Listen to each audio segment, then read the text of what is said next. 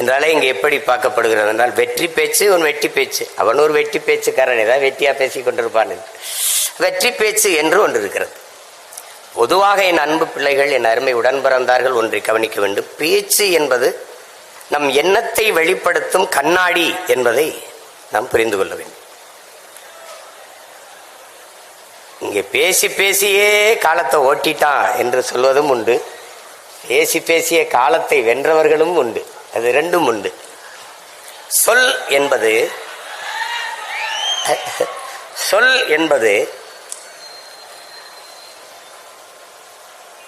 சொல்லில் உயர் சொல் தமிழ் சொல்லை அதை தொழுது படித்திரடி பாப்பா என்கிறான் பெரும்பாவளன் பாட்டன் பாரதி. ஒரு சொல் கொல்லும், ஒரு சொல் வெல்லும், ஒரு சொல் மனதை காயப்படுத்தும், ஒரு சொல் அந்த காயத்தை ஆற்றும், ஒரு சொல் உறங்கச் செய்யும், ஒரு சொல் எழச் செய்யும், ஒரு சொல் உற்சாகப்படுத்தும்.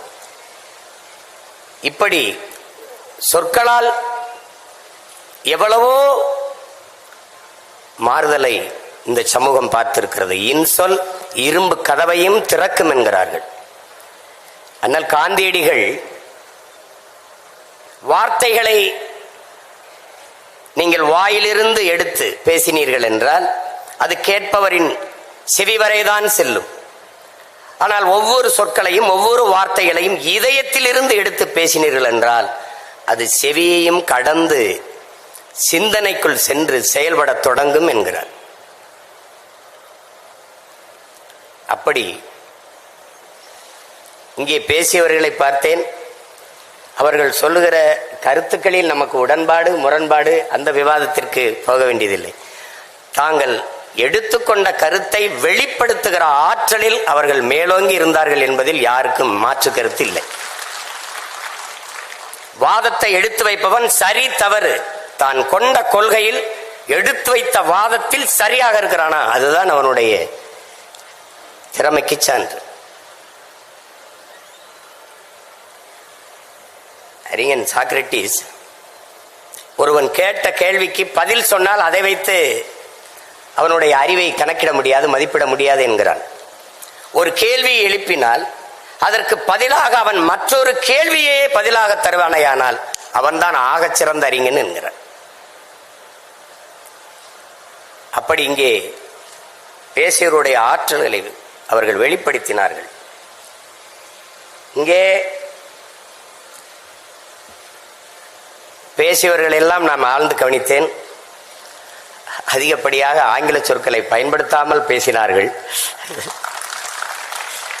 இளைய தலைமுறை பிள்ளைகள், நாளைய நம்பிக்கை நாற்றுக்கள், சிலப்பதிகாரம், மணிமேகலை எல்லாம் எடுத்து சொல்லி பேசினார்கள்.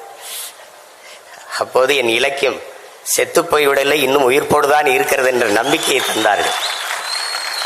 ஏனால் தமிழ் படிப்பதே பாவம் என்று ஆகிவிட்ட நாடு இது. இது பேருக்கு தமிழ்நாடு, தமிழுக்கும் தமிழருக்கும் இது சுடுகாடு. அந்த நிலையில் நாம் வாழ்ந்து கொண்டிருக்கிறோம்.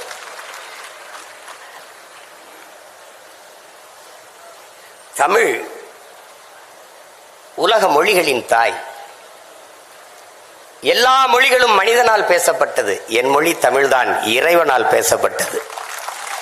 மணிநெற்றி உமிழ்ச்செங்கன் தளல்புரை சுடர் கடவுள் தந்த தமிழ்ங்கிறான். சிவபெருமானே தந்த தமிழ்றாங்கிறான். நக்கீரனை உங்களுக்கு தெரியும், கொங்குதேர் வாழ்க்கை அஞ்சிரை தும்பி காமம் செப்பாது கண்டது மொழியுமோன்னு பாட்டை எழுதி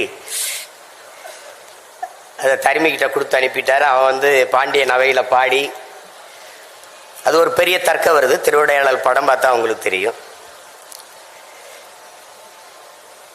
எங்க ஐயா ஞானசம்பந்தம் சொன்ன மாதிரி அதுல என்னடா இருக்குன்னா, அதுல எது இருக்குதோ இல்லையோ என் தமிழ் இருக்குது, அதுதான் முக்கியமானது. அப்ப அந்த இடத்துல நக்கீரன் பாட்டுல குறை கண்டுட்டாரு. அது பெண்களுக்கு இயற்கையிலே கூந்தல்ல மனம் இருக்காது, வாசனை திரவியங்கள் நறுமணர்கள் மலர்களை நறுமணமிக்க மலர்களை சூடுவதால் தான் வாசம் இருக்கும்னு சொல்லி தர்க்கம். கோபத்துல நெற்றிக்கணை திறந்து எரிச்சிடறாரு, சாம்பல் ஆயிடுறாரு. வந்தது இறை என்று தெரிஞ்சிருச்சு. உடனே எல்லாரும் கெஞ்சுறாங்க. பாண்டிய மன்னல்ல இருந்து எல்லாரும் கெஞ்சின உடனே பொற்தாமரை குளத்துல போய் நீ நக்கீரா எழுந்து வா அப்படின்னு வந்தோடனே நக்கீரா உன் தமிழோடு சற்று நான் விளையாடவே வந்தேன்கிறார். நக்கீரனின் தமிழ் எள்ளி பருக வந்தவன் எங்கள் சிவன். அங்க அவ்வை மாடு மேய்ச்சிருக்கான். ஒரு பையன் மரத்து மேல உட்கார்ந்துருக்கான். அறிவு மூதாட்டி அவை வருகிறாள், களைத்து வருகிறாள். என்ன பாட்டி களைப்பா இருக்கா, உனக்கு வேணா நாவற்பழம் உலுக்கி போடவான்னு கேட்கிறான். சரி போடுன்றான். அது சுட்ட பழம் வேணுமா சுடாத பழம் வேணுமாண்ணா? பழத்திரோட வாடா சுட்டது சுடாதுன்னு கேட்குற. உடனே இருக்கு பாறேன்னு உலுக்கி விடுறான். அந்த பழம் தரையில் விழுந்தோடனே சத்துன்னு விழுந்து அது மண்ணோட மண் ஒட்டிடுது. கனிஞ்ச பழம் உங்களுக்கு தெரியும், தரையில் விழுந்தா பாதி இப்படி அமுங்கிடும், அது மண் ஒட்டிக்கிடும். அதை எடுத்து சாப்பிடணுங்கிற ஆர்வத்தில் அவ்வை எடுத்து ஊதிடுறான். மண்ணை உதிர்க்கிறதுக்கு ஊதிடுறான். ஊதினவன மேல இருந்தவன் கேட்டுறான், என்ன பாட்டி பழம் சுடுதான்னு கேட்டுறான். உடனே புரிஞ்சிருக்கிறது. வந்தது சாதாரண ஆடு மேய்க்கிற சிறுவன்ல இறை என்று தெரிந்தவனே, நீ யாரப்பான்னு கேட்டன. நீ தெரியல, நல்லா பாருன்னா நம்ம பாட்டன் முருக பெருமகனார் நிற்கிறார். அவ சொல்றான், அவ்வையே உன் தமிழ் அள்ளி பருகவே நான் வந்தேன்ட்டு. அவன் நக்கீரனின் தமிழோடு விளையாட வந்தோம்ங்கிறான். உன் தமிழ் அள்ளி பருகவே நான் வந்தேன்கிறான் முருக பெருமகன். அதுதான் அந்த படத்திலே வரும். இறையனாரும் எம்பெருமாள் முருகவேலும் அகத்தியரும் கட்டிச்சா காத்த தமிழ் சங்கத்தில்னு வரும். அன்னைக்கு நம்ம முன்னோர்கள் சங்கம் வைத்து தமிழ் வளர்த்தார்கள், எல்லாம் சரியா இருந்துச்சு. நாம் இன்னைக்கு அதே சங்கம் வச்சு சாதி வளர்க்கிறோம், எல்லாம் நாசமா போச்சு. ரெண்டு அதான் இங்க இருக்கிற பிரச்சனை. தமிழ் உலகின் எம்மொழியும் துணையின்றி தனித்து இயங்கக்கூடிய உயர்தனி செம்மொழி. இங்கே பேசிய பிள்ளைகள் தமிழில் மருத்துவம் படிக்க முடியுமா, தமிழில் பொறியியல் படிக்க முடியுமா என்று படிக்க. நீ மெடிக்கல் அப்படிங்கிறத அது மருத்துவம் என்று சொல்ல முடியுது. தமிழ்ல மருத்துவம் இருக்கு. இன்ஜினியரிங் பொறியியல்ங்கிற தமிழில் பொறியியல் இருக்கும்போது பொறியியல் தமிழ்ல படிக்க முடியாதா? மருத்துவம் படிக்க முடியாதா? கலைபத்தில் தலை சிறந்தவன் திசையெட்டும் புகழ் கொண்டவன் ராவண பெரும்பாட்டன் தந்தருளிய மருத்துவ குறிப்புகளுக்கு இணையாக உலகத்தில் எங்கும் மருத்துவம் கிடையாது. என்ன நீ தமிழ் அல்லாத மருத்துவம்ங்கிற? எம்பேடு குக்கர் அமெரிக்க பெரிய மருத்துவ நிபுணர். ஒரு பொண்ணு வருது, 16 வயசு பொண்ணு, அதுக்கு ஒவ்வாமை நோய். தண்ணி குடிச்சாலும் வாந்தி எடுத்துருது, சாப்பிட்டாலும் வாந்தி எடுத்துருது. என்ன செய்யறது தெரியல. மருத்துவம் கொடுத்து பாக்குறான், ஒன்னும் சரி வரல.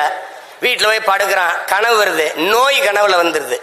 எனக்கும் நோயாளிக்கு இடையில நீ யாரான்னு கேக்குது அந்த நோய். விறுவிறுன்னு நடந்து போய் கதவை பூட்டிட்டு மருத்துவமனையில அந்த பெண் படுத்திருக்க அறையை பூட்டிட்டு வீட்டுக்கு வந்துடுறான். ஒரு 4-5 நாள் கழிச்சு திருப்பி போய் திறக்கிறான். அந்த பொண்ணு மயங்கி கிடந்து கையை காட்டுறா, தண்ணி கேட்கிறா, தண்ணியை கொடுக்குறான், வாந்தி வரல. பசிக்கு ஏதோ கேட்கிறா, இட்லி ஏதோ சாப்பிட கொடுக்குறான், வாந்தி வரல. மருத்துவ குறிப்புல எழுதுறான், எதுவும் சாப்பிட்டது எதுவும் செமிச்சிருச்சான்னு பார்த்து சாப்பிட்டா நோய் இருக்காதுன்னு எழுதுறான். கீரை எங்களுடைய அப்பா பெரிய தகப்பனார் நம்மாழ்வார் எழுதுறாரு, உன் பரம்பரை இருக்கலடா எம்பேடு குக்கர், உன் பரம்பரை கருவாகிறதுக்கு முன்பு எங்க பாட்டை எழுதியிருக்கான், மருந்தன வேண்டாவாம் யாக்கைக்கு அருந்தியது அற்றது போற்றி உனின். இன்னொருத்தி வர்றா, அவ்வை வாரா. வள்ளுவன் நல்லா தான் எழுதியிருக்கான், 1.25 அடியில் இருக்கு, எழுசீர் விருத்தமா இருக்கு, ரொம்ப பெருசா இருக்கு, பிள்ளைங்க படிக்க கஷ்டப்படுவாங்கன்னு பசித்து புசின்னு எழுதி வச்சுட்டு போயிடுறா. எனக்கு இல்லாத மருத்துவம் என்ன இருக்குது? நீ பெரிய மருத்துவர் தானே, பெரிய விஞ்ஞானி, பெரிய பெரிய மருத்துவ மேதை தானே.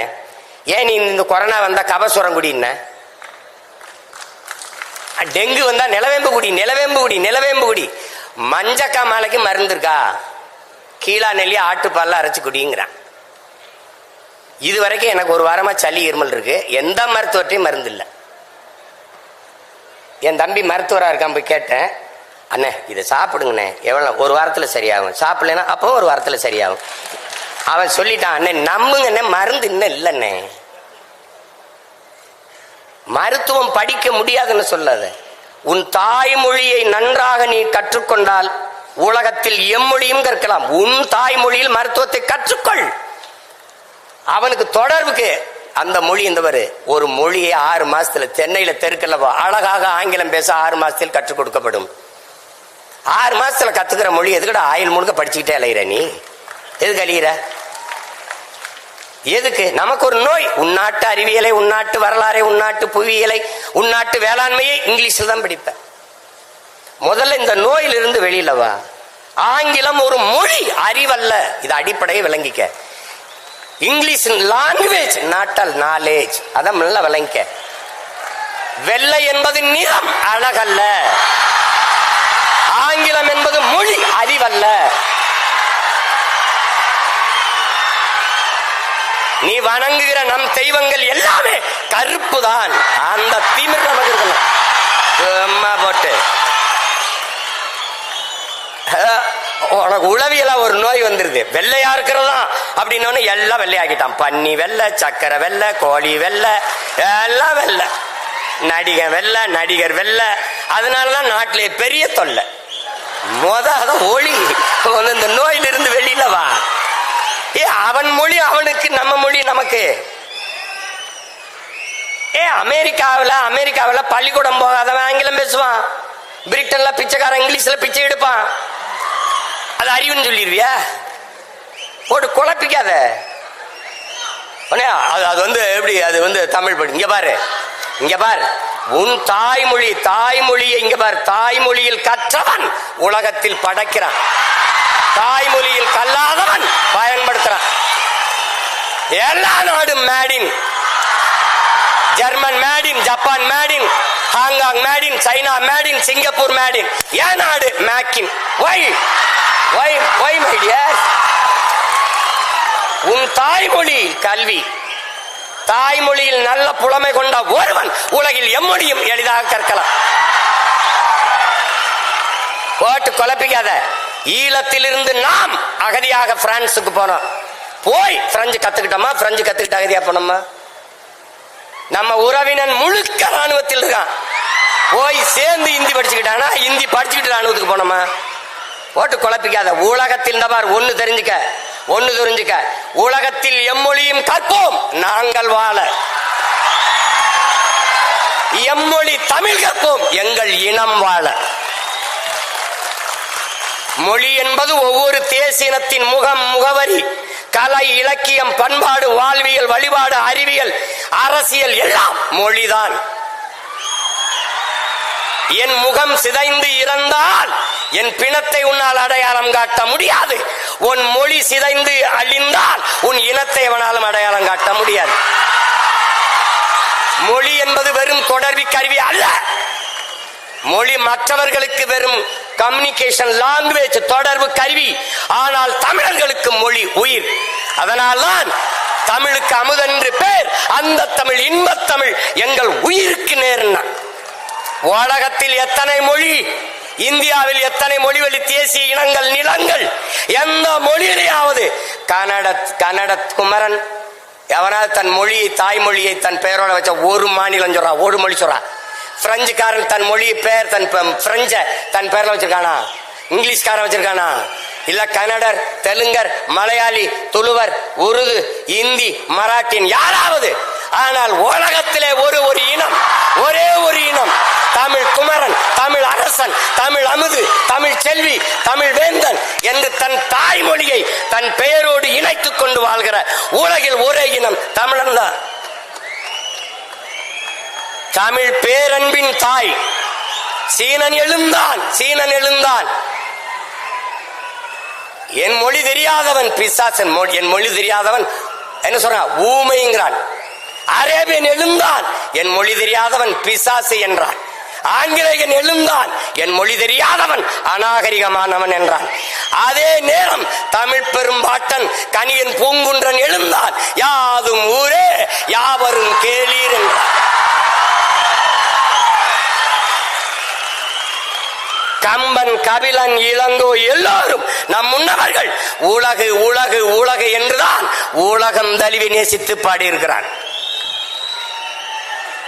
முன்னந்தோன்றிய நிலத்தில் முகிழ்த்தவர், மூத்த தமிழ் மொழி குணர்வில் மூத்தவர், தென்னன் பாண்டியன் குமரி குடிமையர், திசையெல்லாம் பரந்துலகை அளந்தவர், இன்னரும் இயலிசை நாடகம் யாத்தவர், இந்திய நாவலன் தேயத்து இறைமையர். என்ன வியப்படா இவர்கள் தமிழர்கள். வான்முகில் மலையிடை வாழ்க்கை தொடங்கியவர், வளர்ந்தரு குறிஞ்சியில் காதலை உணர்ந்தவர், தேனுமில் முல்லை மருதம் நெய்தலை தீர ஆய்ந்து நல் இல்லறம் வகுத்தவர், காந்தரு பொருளையும் கலனியும் கண்டவர், கடலின் பரப்பையும் கடந்தையில் சென்றவர். ஏன் தம்பி தெரியுமா இவர்கள் தமிழர்கள்?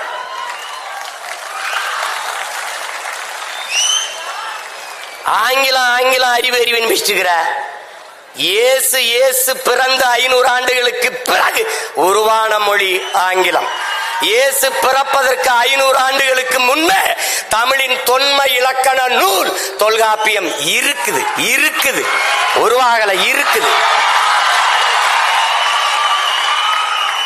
என்ன ஆங்கிலத்தில் சிறப்பு வச்சிருக்க நீ? என் மொழியை நீ எடுத்துட்டா உனக்கு சொல்லல. 500க்கு மேற்பட்ட கலை சொற்கள் உயிர் சொற்களை நான் போட்டது உனக்கு. உனக்கு உடன், என்னுடைய உடன் ஒரு எஸ் போட்டு சடன். என்னுடைய பேச்சு ஒரு எஸ் சேர்த்து ஸ்பீச். என்னுடைய பஞ்சு ஒரு எஸ் போட்டு ஸ்பாஞ்சு. என்னுடைய கொல் ஒரு கில். என்னுடைய கட்டுமரம் உன்னுடைய கட்டுமரம். என்னுடைய நாவாய் உன்னுடைய நேவி. என்னுடைய கலாச்சாரம் உன்னுடைய கல்ச்சர். உனக்குன்னு என்ன இருக்குது? நான் போட்ட பிச்சையில் ஒரு உருவாக்கிட்டு நான் தான் பெரிய இன்டெலிஜென்ட்.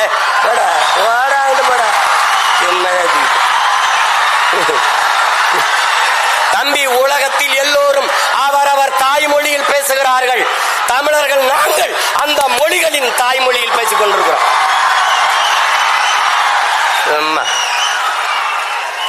நாட்டின் பிரதமர் மாண்புமிக்க ஐயா நேரு அவர்கள், ஐயா பிரதமர் மோடி அவர்கள் உலகம் பூரா செல்றாங்க. என்ன சொல்றாங்க? உலகம் பூரா உலகில் முதல் மொழி தமிழ் எங்கள் இந்தியாவில் இருப்பது பெருமை. இந்திய மொழிகளின் தொன்மையை தமிழில் இருந்து அறியலாம். உலகில் பல்வேறு நாடுகளில் மக்கள் தமிழை கற்றுக்கொள்ள பேரார்வம் கொண்டு வருகிறார்கள். நான் சொல்லல, நாட்டின் பிரதமர். ஏய், நீ இங்க பாரு, நீ ஒண்ணு தெரிஞ்சுக்க. பெத்த தாயை பட்டினி போட்டுட்டு எத்தனை ஆயிரம் அன்னதானம் செஞ்சாலும் உனக்கு பலன் இல்லை.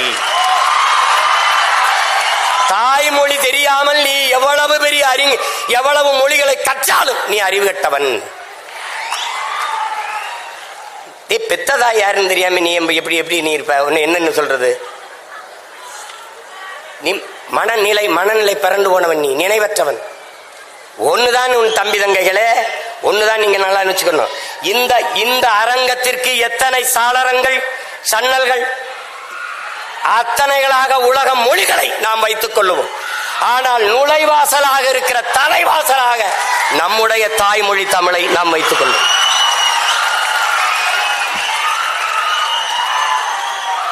எல்லா மொழியும் கத்துக்கிறோம். யார் வேணாம். பாரதியை விடவாடா ஒரு புலவன் இருக்கான்.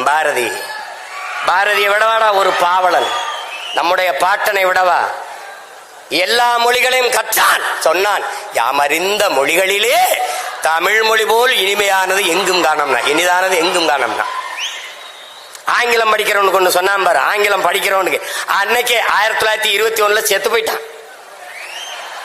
அதுக்கப்புறம் இப்படி ஒரு தலைமுறை பைத்தியமா அலையும் தெரிஞ்ச அவன் என்ன சொல்றான்? ஆங்கிலம் ஒன்றையே கற்றார், அதற்கு ஆக்கையோடு உயிரையும் விற்றார், தாங்களே அந்நியரானார், செல்ல தமிழின் தொடர் வச்சு போனாருங்க. செல்ல தமிழ்னு போடுறான். தாய்மொழியை மறந்த இனம் சுடுகாட்டில் இறந்த பிணம். நன்கு விளங்கி வச்சுக்க. நீ அதை விட்டுறாத. இதெல்லாம் ஏன் சொல்ற? இந்த நிலைக்கு என் தமிழ் தமிழ் மீட்சியே தமிழர் எழுச்சி என்கிறார் மொழி ஞாயிறு தேவனையப்ப பாவாணர் அவர்கள். தமிழ் மீட்சியுற வேண்டும், தமிழர்கள் எழுச்சியுற வேண்டும் என்றால் தமிழ் சாகக்கூடாது. இங்க பார், உனக்கு ஒன்று தெரிஞ்சுக்க. தாய்மொழியை பாதுகாத்த இனங்கள் கடுகாவிருந்தாலும் மலையளவு உயர்ந்து வாழும். தாய்மொழி அழிய கொடுத்த இனங்கள் மலையளவு இருந்தாலும் கடுகளவு சிரித்து வீழும். இதை நன்கு விளங்க. உனக்கு ஒரு திமிர். நீங்க பார், நீ கன்னடனா, நீ மராட்டியனா, நீ மலையாளியா, நீ தெலுங்கனா, நீ பீகாரியா, நீ குஜராத்தியா, நீ யாராவும் இரு. ஆனால் நான் மராட்டியன் என்ற திமிரோடு, அந்த திமிரோடு நீ யாரு? நானா இருக்கேன். என் தம்பி சொல்றாரு, நான் இந்தியத்திலிருந்து தமிழை பார்க்கிறேன், என்ன தமிழத்திலிருந்து தேசியத்தை பார்க்கிறார். நான் இன்னொன்னு சொல்றேன். நான் என் தம்பிக்கு சொல்றேன், நான் முதல்ல எங்க அம்மாவுக்கு மகனா இருக்கேன், அப்புறம் அத்தைக்கு மருமகனா இருக்கேன்.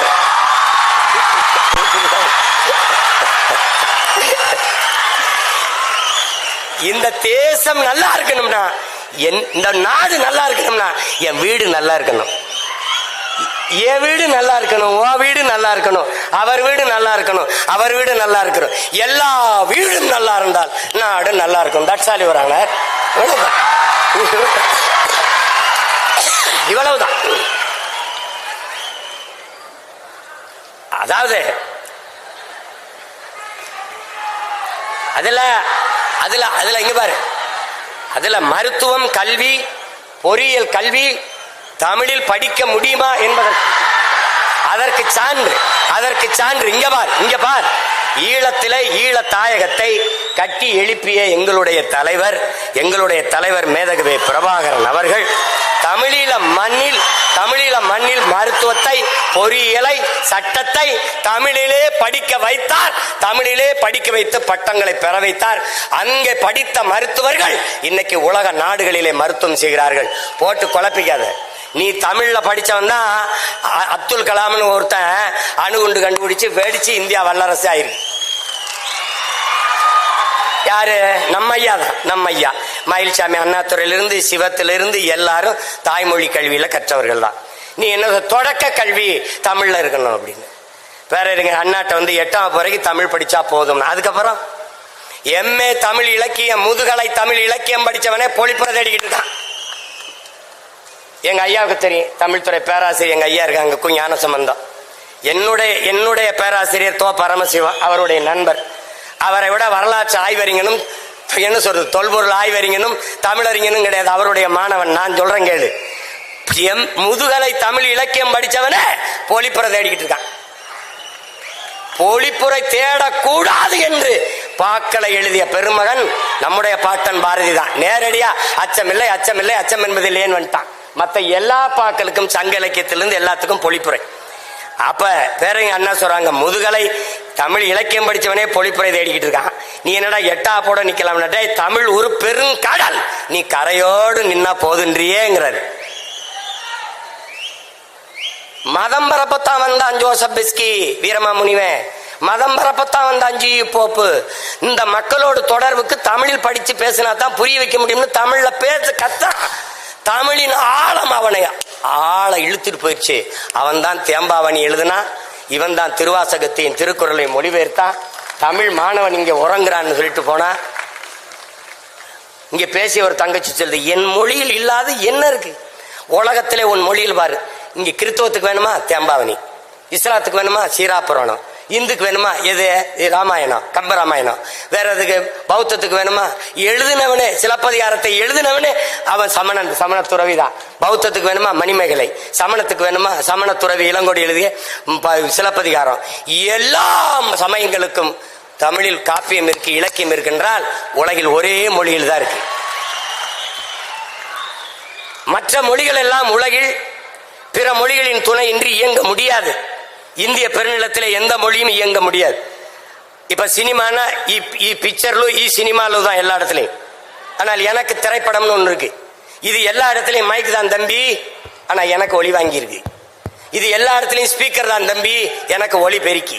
இது எல்லா இடத்துலையும் லைட் தான் தம்பி, எனக்கு இது விளக்கு. புரியுதுன்னு நினைக்கிறேன். இது வந்து கேமரா தான், எனக்கு ஒளிப்பதிவு கருவி. அது சேர் தான், எனக்கு நாற்காலி. இது டேபிள், எனக்கு மேசை. உலகத்திங்க வர இது லேப்டாப், எனக்கு மடிக்கணினி. அது கம்ப்யூட்டர், கணிப்பொறி. எல்லாவற்றுக்கும் இது செல்போன், அலைபேசி, செல்லிடபேசி, கைபேசி. எல்லாவற்றுக்கும் தமிழில் உயிர் சொல், கலை சொற்கள், வேர் சொற்கள் இருக்கு தம்பி. ஆங்கிலத்துல அரிசி ரைஸ் தான் தம்பி, நெல்லு ரைஸ் தான் தம்பி, சோறு ரைஸ் தான் தம்பி. எனக்கு நெல்லு அரிசி சோறு 3 சொல் இருக்கு தம்பி. அதனால்தான் சொல் தமிழா சொல், சொல் தமிழா சொல். உனக்கு சித்தப்பா அங்கிள், பெரியப்பா அங்கிள், மாமா அங்கிள். எனக்கு ஒரே அங்கிள் தான். ஏன் நீ ஜங்கிள்? எனக்கு பாரு சித்தப்பா பெரியப்பா மாமா. எனக்கு 3 சொல் இருக்கு. உனக்கு சின்னம்மா பெரியம்மா அத்தை, எல்லாத்துக்கும் ஆன்டி தான். எனக்கு இல்லாத என்ன இருக்கு? ஏன்னா எனக்கு ஒரு குற்ற உணர்ச்சி இருக்கு, தாழ்வு மனப்பான்மை இருக்கு. தமிழ் படிச்சா வேலை கிடைக்காது, தமிழ் படிச்சா சோறு கிடைக்காது. நீ சொல் என் உடன் பிறந்தானே, தமிழ் எனக்கு வேலையும் சோறும் அல்ல, தமிழ் எனக்கு உயிர் என்று சொல். அவ்வளவு. அதை சொல், உறக்க சொல், சொல் தமிழா சொல், நான் தமிழன் என்று சொல். என் தாய்மொழி தமிழ் என்று சொல். நீ சொல்லல. மொழி ஆய்வறிஞர், அமெரிக்க மொழி ஆய்வறிஞர் அலெக்ஸ் குரல் எழுதுறா மாணவர்கள்ட்ட ஒரு வெள்ள பலகையில வலைவெளியில் தட்டிப்பார், உலகத்தில் மனிதர்கள் பேசிய முதல் மொழி தமிழ் என்று எழுதுறான். ஆதியில் காடுகள் மனிதன் உழைக்க தொடங்கிய போது உழைப்பிலிருந்து உருவானது மொழி. காடுகளில் உழைக்கும் போது தொலை தூரத்தில் இருக்கிறவனை அழைக்கிறதுக்கு ஏய் ஓ ஆ என்று எழுப்பினான். அந்த ஒலிகள் இன்றும் தமிழில் அப்படியே இருப்பதால் ஆதி மொழி தமிழ் என்று அறிஞர்கள் வரையறுக்கிறார். போடு பேச, முதல்ல குற்ற உணர்வை தகர்த்து விடு, ஒன்னால முடியாதுன்னு. எங்க ஐயா இந்திய நாட்டை ஒரு தமிழன் ஆளணும்னு நீ இதெல்லாம் சாத்தியமா அப்படின்னு. எது ஒன்றும் சாத்தியத்திலிருந்து பிறக்கிறதில்லை என் உடன் பிறந்தார்களே, தேவையிலிருந்து தான் பிறகுது. ஒரு தமிழன் இந்த நாட்டை ஆண்டாதான் நாடு நல்லா இருக்கும் நிலைமை வந்துச்சுன்னா ஆளுவான். இங்க ஒரு தம்பி பேசினார், பெருந்தலைவர் காமராஜர் கிங் மேக்கரா இருந்து பிரதமரை உருவாக்கினார் அப்படின்ட்டு. அவர் லார்பூர் சாஸ்திரி அவர் தான் தேர்வு பண்றார் நேரு இறந்த பிறகு. அதுக்கப்புறம் சாஸ்திரி இறந்த பிறகு இந்திரா காந்தி அம்மையாரையும் அவர் தான் தேர்வு பண்றார். அப்ப பக்கத்தில் இருக்க தமிழ்நாட்டில இருந்து போன தலைவர்கள், ஐயா ஐயா எதுக்கு ஐயா எல்லாரையும் இவங்களெல்லாம் தேர்வு பண்ணி நிறுத்திக்கிட்டு நீங்களே நின்னாங்கய்யா. நம்ம சொன்னா போடுவான், நின்னா போட மாட்டான். நான் இவனுக்கு போடுன்னு சொன்னா போட்டுருவான், ஆனா நான் நின்னா போட மாட்டான். ஒரு காலம் வரும், அதுக்கான ஒரு காலம் வரும். தமிழ்நாட்டை ஒரு தமிழன் ஆண்டு இந்திய மாநிலங்களிலேயே மிக முதன்மையான மாநிலங்களாக கல்வி, மருத்துவம், வேலை வாய்ப்பு எல்லாவற்றிலையும் ஆகச்சிறந்த மாநிலமாக உயர்த்தினால் இந்திய பெருநாடு தமிழ்நாடு போல சிறந்து விளங்க என்ன செய்யலாம் என்றால், அந்த நாட்டை ஆண்ட முதன்மை அமைச்சரிடத்தில் இந்திய பெருநாட்டை கொடு என்கிற நிலை வருவார். இவ்வளவுதான். இதுல போட்டு குழப்பிக்காத நீ. ஆனா இங்கே திராவிட மாடலை பின்பற்றினா என்ன, ஓட்டுக்கு 500 அதை எல்லாரும் பின்பற்று. இந்த வாக்குக்கு காசு வாங்குற நிலையை ஒழிக்காம நம்ம பேசுற எந்த சீர்திருத்தம், எந்த முற்போக்கு எதுவும் பயன்பெறாது, எதுவும் பயன்பெறாது. இதை அரசியல் பேசக்கூடாதுன்னு சொல்றதெல்லாம் அது எங்க ஐயாவும் சொல்ல மாட்டாங்க. இங்க என் தம்பி இருக்கிறப்ப அப்ப எங்க ஐயாவும் சொல்ல மாட்டாங்க. ஏன்னா சொல்லணும். எங்க ஐயா ஞானசம்பந்தத்துக்கு உங்களுக்கு தெரியுமில்ல. இப்ப இங்க வந்து கொஞ்சம் அடக்கி வச்சுட்டு போயிட்டாங்க, நேரம் குறைவு. எங்களுக்கெல்லாம் நாங்கெல்லாம் முன்னாடி இருக்கும்போது பள்ளிக்கூடத்து பேராசிரியர் பாடம் நடத்திக்கும் போது குரலை சொல்லி இன்னார் செய்தாரே ஒருத்தர், அவர் நானும் நன்மை செய்து விடால் சொல்லுப்பா, இந்த குரலை சொல்லுப்பா. அவன் எந்திரிச்சு, ஐயா இன்னொரு தடவை சொல்லுங்க. என்னப்பா இன்னார் செய்தார ஒருத்தர், அவர் நானும் நன்மை செய்து விடால் சொல்லுப்பா. ஐயா என்ன ஒரே ஒரு தடவை. ஏய் என்னப்பா நீ, எங்க வாத்தியாரெல்லாம் ஒரு தடவை அந்த குரலை சொன்னா அப்படியே மனசுல வச்சு திருப்பி சொல்லுவோம்.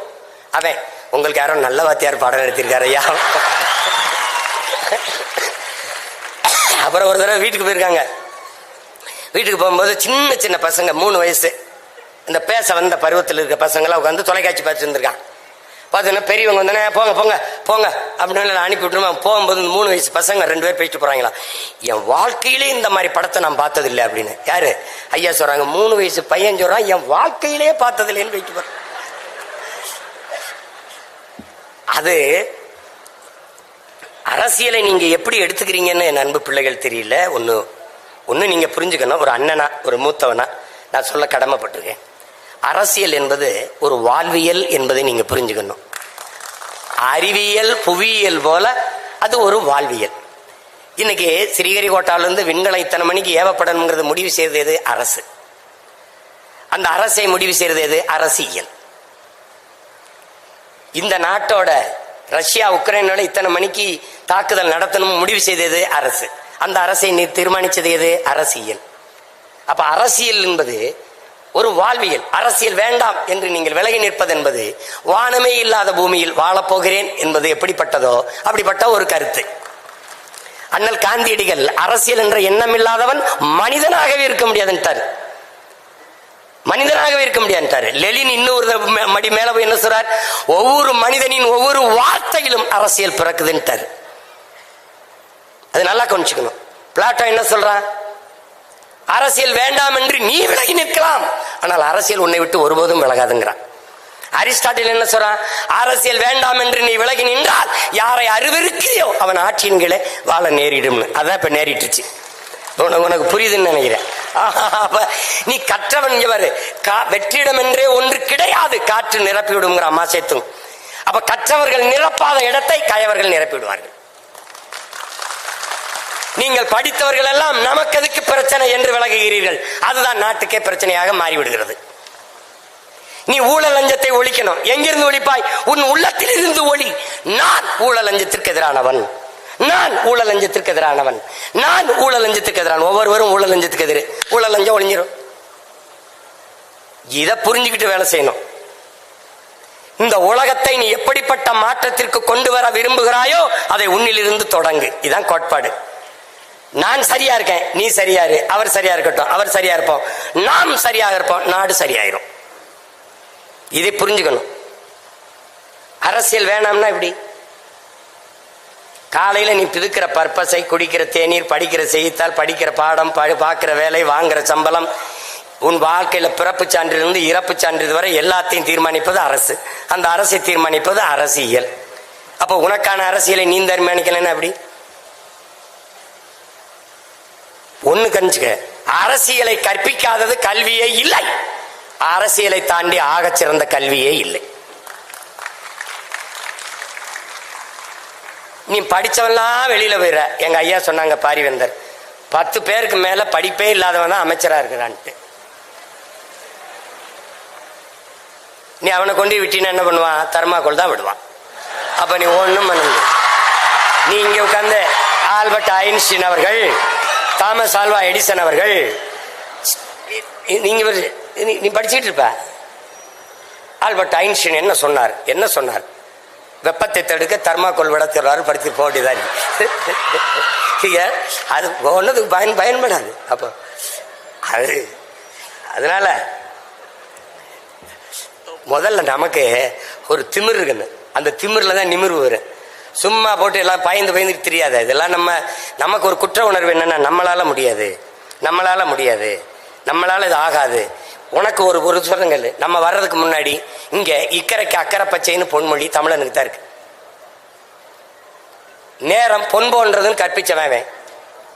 இந்த பொண்ணு வேணா இன்னொரு பொண்ணு வாங்கிக்கலாம். நேரம் பொன் போன்றதுன்னு எவன் சொன்னது?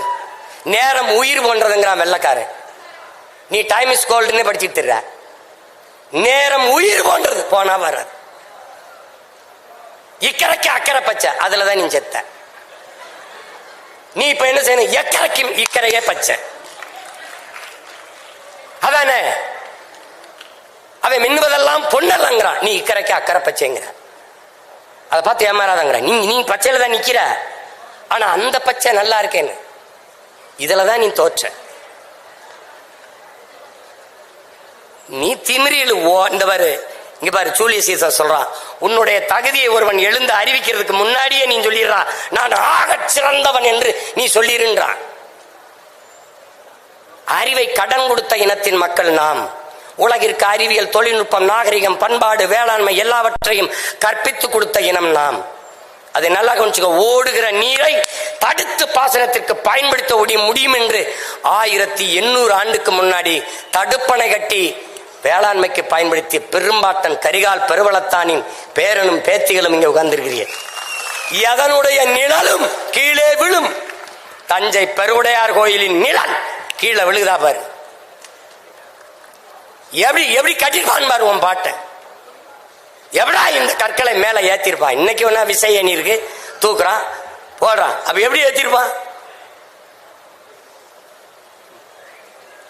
உனக்கு என்ன தன்னின பெருமை அறியாம தாழ்ந்து விழுந்து போன நீ, உனக்கு ஒன்னும் தெரியாது. இப்ப நானே ஒரு வெள்ளையா, இப்ப நானே என் தம்பிலாம் கொஞ்சம் வெள்ளையா, கொஞ்சம் இங்கிலீஷ்ல, அப்ப எப்படி பேசுறாப்ல எப்படி பேச. யாரு? சீமானா? சீமா. ஆமா ஆமா, அந்த நாடகத்துல நல்லா அடிச்சுக்காப்ல, இந்த மாயாண்டி குடும்ப நாடகத்துல. டேய் அப்பதான் வலிக்கும் பாரு. 3 மணி நேரம் பேசி ரத்தம் வேர்வையா உரிய கொட்டி இப்படி இறங்கி தொண்டை வறண்டு கீழே வம்பது. சீமா, மாயாண்டி குடும்பத்துல சூப்பரா ஆக்ட் பண்ணிருக்கீங்க. அப்ப என்ன சொல்லு, கர்மம் அதையே செஞ்சுட்டு இருந்திருக்கலாம் போல இருக்குது. இந்த கர்மத்துக்கு ஏண்டா வந்தோம்னு தோணும். இவனுக்காடா இவ்வளவு நேரம் பேசணும்? பொழுதுபோக்கில் நாட்டம் கொண்ட, பொழுதுபோக்கில் கேளிக்கையில் நாட்டம் கொண்ட மக்களை புரட்சிக்கு தயார் செய்வது கடினம். கேளிக்கை வேற, போராட்டம் புரட்சி வேறு. நல்லா கவனிச்சுக்கணும். உங்களுக்கான தலைவர்களை பொழுதுபோக்கு தளத்தில் தேடாதீர்கள், போராட்ட களத்தில் தேடுங்கள்.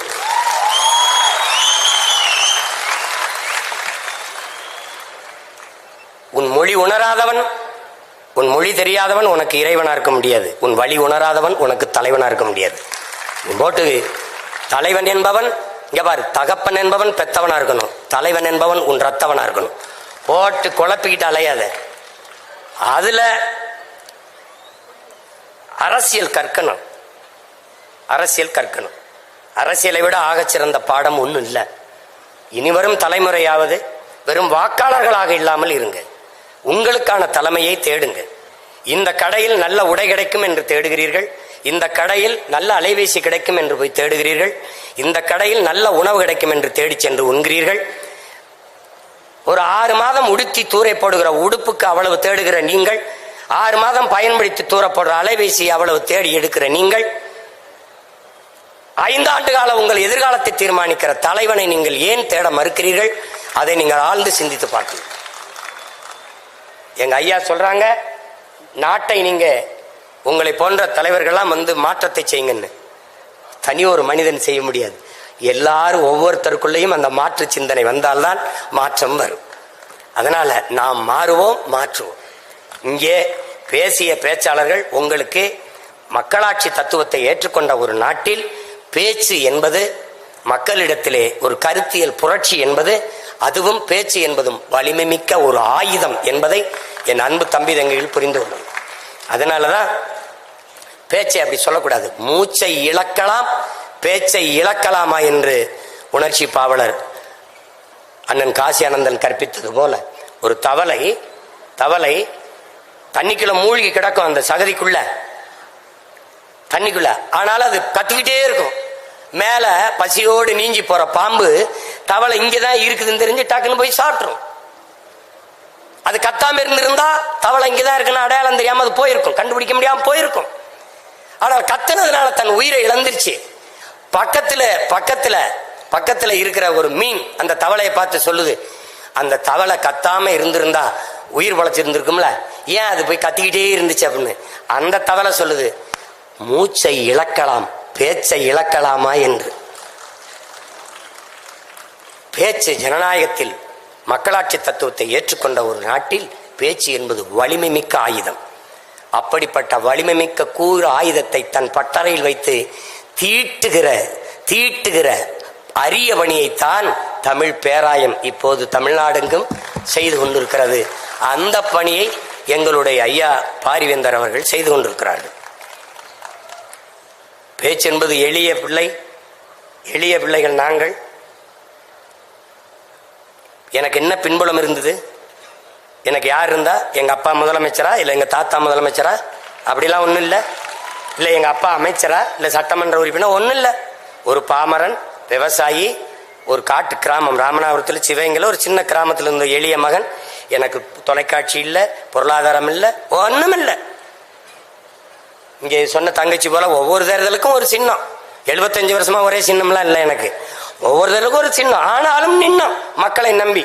ஒரு எளிய மகன் தன் பேச்சால் பேசி பேசி பேசி பேசி 36 லட்சம் வாக்குகளை பெற்று தனித்து ஒரு கட்சி மாநில அங்கீகாரம் பெற்ற கட்சியா வந்திருக்குன்னா காரணம் பேச்சு.